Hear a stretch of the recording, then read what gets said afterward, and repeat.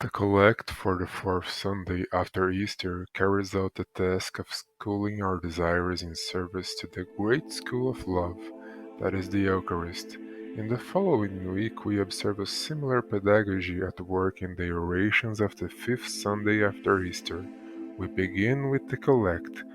O God, from whom all good things proceed, grant unto thy suppliants that, without inspiring them, they may think the things that are right, and, without guiding them, they may do the very same through our Lord. It is a collect filled with flowing motion. All things proceed from God. God's Spirit moves His suppliants to think right things, and His guidance moves them to do right things. The pairing of inspiration, thinking, and guiding doing is well done. To inspire is literally to put a breath or spirit into someone, where thoughts reside, while to guide is literally to pilot a ship or to steer from without where actions reside. One wonders if the image as a whole is not meant to be nautical. God breathes into the sails, inspires, and takes the helm, guides. In any event, the final petition to do what is right aligns with the central theme of the epistle, James 1st, 22 to 27, that we must be doers of the word. The collect in turn is supplemented by the post-communion. Grant to us, O Lord, that having been satiated by the power of this heavenly table, we may both desire the things that are right and obtain the things we desire, through our Lord. A not infrequent paradox in the Roman post-communions is how the Eucharist is a food that increases our hunger. Here we see a contrast between satiation and desire. Filled with the Eucharist, we ask to be made hungry for the good. The petition also adds to our schooling in how to approach the things that are right. In the collect, we ask for the ability to think on right things and to do them.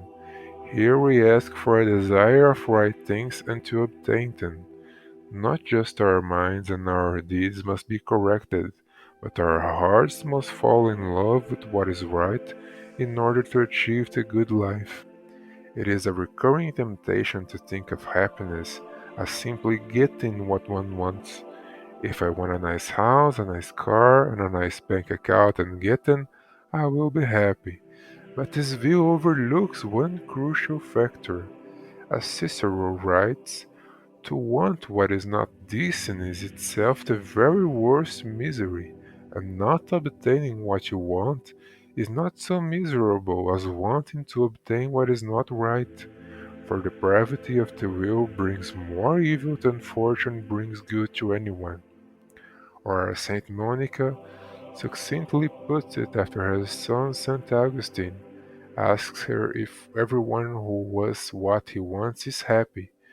If he wants good things and has them, he is happy.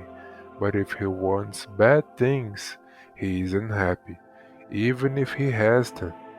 Incidentally, a lesson in what and what not want is timely, for immediately after the fifth Sunday after Easter, the Church observes Rogatiantide for 3 days in a row, when the faithful petition for a multitude of blessings and protections from God. But as the old saying has it, be careful what you ask for. As for the secret, it does not speak explicitly of desire or of the things that are right, but it does speak of both the means and the result of wanting and getting what is right.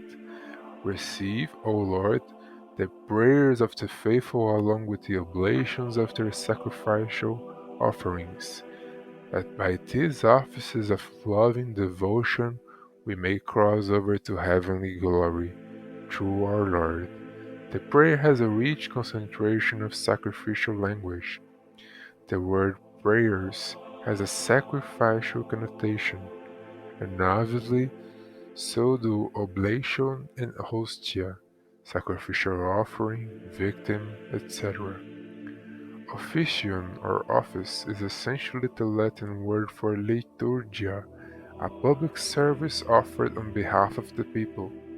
The secret links the earthly sacrificial liturgy we are performing to the glory of the heavenly liturgy, and the petition, "May we cross over to heavenly glory," can be read as an anticipation of the upcoming feast of the Ascension, which celebrates our Lord's passing over into heavenly glory. Heavenly glory is what we too wish to attain.